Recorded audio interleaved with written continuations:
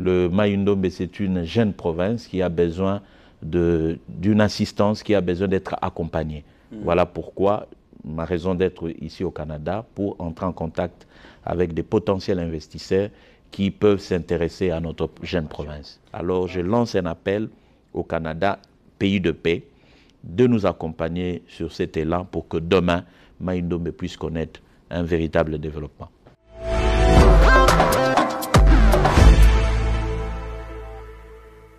Bienvenue à Afrique Canada Télévision, je suis William Mouyoukou. Aujourd'hui, c'est un grand honneur. Nous avons un ministre provincial qui nous vient de la République démocratique du Congo.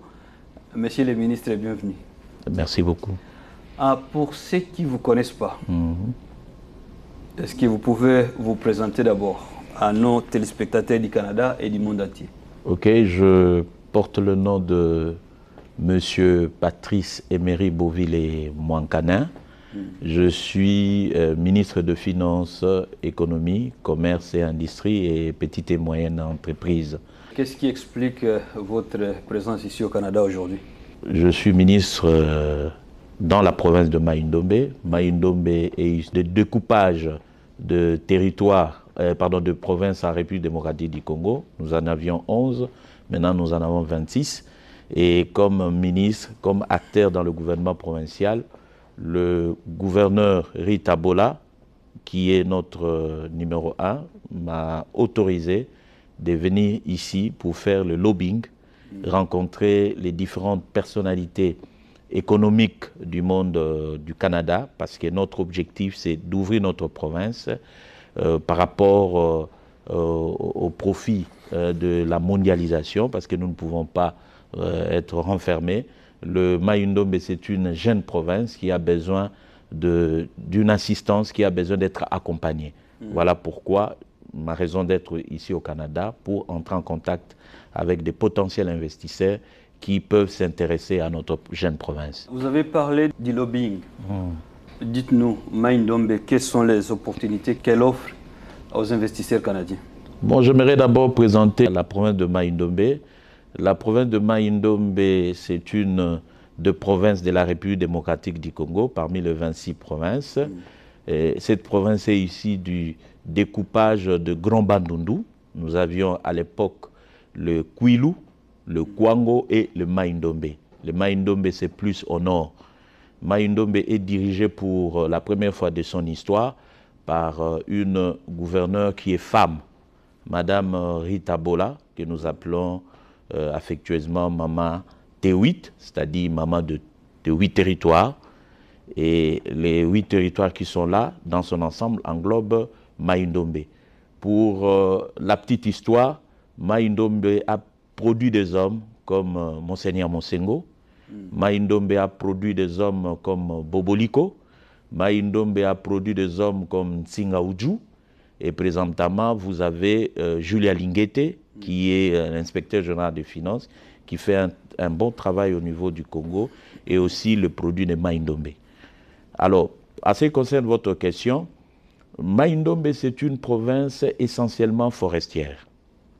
Et comme vous le savez, Mai-Ndombe, nous le surnommons l'Amazonie de l'Afrique. Et le premier élément qui peut intéresser les investisseurs canadiens, nous avons le crédit carbone. Le crédit carbone qui est essentiellement important pour l'équilibre. Je vais vous couper un tout petit peu, vous allez continuer. Le crédit carbone, je sais qu'il y a plusieurs personnes qui ne comprennent pas exactement jusqu'à aujourd'hui c'est quoi. Peut-être dans la réponse, vous pouvez les expliquer c'est quoi exactement le crédit carbone. Vous savez, le monde, l'écosystème a besoin de l'oxygène. Comme vous savez, l'Amazonie, un peu partout, vous avez les arbres. Les arbres nous permettent de purifier l'air. Sans l'oxygène, vous ne pouvez pas respirer. Et alors, pour l'équilibre du monde, on pense que la cuvette centrale est essentielle pour équilibrer le monde. Et c'est comme ça que la cuvette centrale vous produit ce que nous appelons l'oxygène. Et cet oxygène, c'est le crédit carbone pour permettre à ce que les pays occidentaux, qui sont des pays industrialisés, ont besoin de cet élément pour l'équilibre de l'environnement. Donc, c'est ce que nous appelons les crédits carbone. Ah, ok. Bon, en tout cas, je vous ai interrompu un tout petit peu. Vous pouvez quand même continuer avec les opportunités. Les opportunités sont vraiment essentielles. Vous avez même dans l'agriculture, vous pouvez trouver les opportunités. Vous avez dans le transport fluvial et lacustre, parce que ce qui est évident, nous devons nous le dire, le Mai-Ndombe est enclavé. Le Mai-Ndombe est complètement enclavé. Nous avons 3 secteurs importants où nous recourons. Il y a le voie aérienne, voie fluviale et le voie terrestre. Le voie terrestre est compliqué. C'est comme ça que le voie fluvial est essentiel pour des activités commerciales. Si nous essayons de voir cet aspect des choses et que nous les développons par ces transports fluviaux, je pense que les opérateurs économiques qui viendront avec, par exemple, essentiellement de bateaux, parce que jusque-là, nous n'en avons pas, ils peuvent vraiment bien se retrouver. Du point de vue aérien, nous avons pas mal de difficultés parce que notre piste n'est pas bien entretenue, n'est pas asphaltée, ça pose problème et nous pensons que s'il y a des investisseurs qui peuvent venir nous construire un véritable, si pas aéroport, mais aérodrome, je pense que ça serait une bonne chose parce que ça permettra ces mouvements de touristes, ces mouvements des opérateurs économiques qui peuvent venir. Parce qu'en ces moments ici, nous utilisons que des avions à hélice, alors que d'autres avions peuvent venir, mais l'état dans lequel se trouve l'aérodrome pose vraiment problème. Si les investisseurs peuvent venir à ce niveau, ça serait vraiment une bonne chose. Et quelle serait la population de Mai-Ndombe? Il y a les chiffres que nous avons depuis 2017, c'est dans le 18 millions. Ah, dans les 18 millions. Oh, okay. Okay. Bah, donc c'est vraiment du potentiel. Voilà, l'appel est lancé aux investisseurs canadiens. On a un bon 18 millions de personnes qui aimeraient que vous veniez à Mai-Ndombe pour les aider à désenclaver la province. Vous avez le pétrole. Le Mai-Ndombe a le pétrole, vous avez les minéraux, et vous avez la pêche. Et nous pensons aussi qu'il faut industrialiser la pêche. Oui. Parce que si nous industrialisons la pêche avec ce que nous avons comme lac, je crois que les opérateurs peuvent s'y retrouver.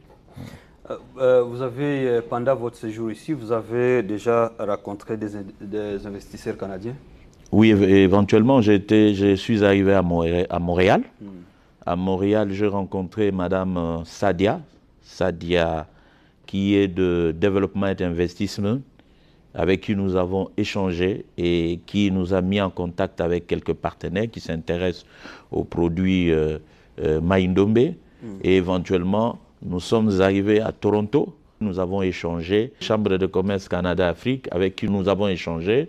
Nous leur avons présenté les opportunités. Nous avons même amené une carte postale dans le cadre des activités des EPMEA à Mai-Ndombe. Si je dis EPMEA, c'est l'entrepreneuriat, petite et moyenne entreprise. Ils ont été émerveillés par ce qui s'est fait comme travail au niveau de Mai-Ndombe. Nous pensons que dans les jours à venir, ces investisseurs pourront venir sur place pour palper leur réalité et l'apport du Mai-Ndombe que nous appelons terre d'avenir.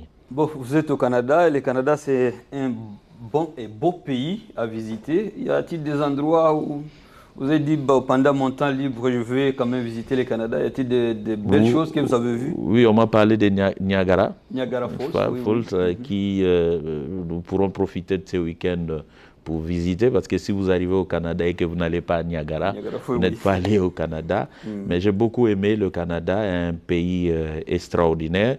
Je profite aussi de l'occasion parce que je suis un ancien acteur de la non-violence. À Montréal, nous avons rencontré le Centre de ressources sur la non-violence, une organisation qui prône la paix. Et nous les avons visités parce que tout le monde a besoin de la paix, tout le monde a besoin de la non-violence pour façonner notre environnement et que nous puissions nous mettre en accord, parce que sans la paix, sans la non-violence, je crois que le pays, nous ne pouvons pas aller de l'avant. Monsieur le ministre, si vous aviez un dernier mot, ce serait lequel? Bon, le dernier mot, je crois que ce n'est pas le dernier mot, parce qu'on aura toujours à passer par ici.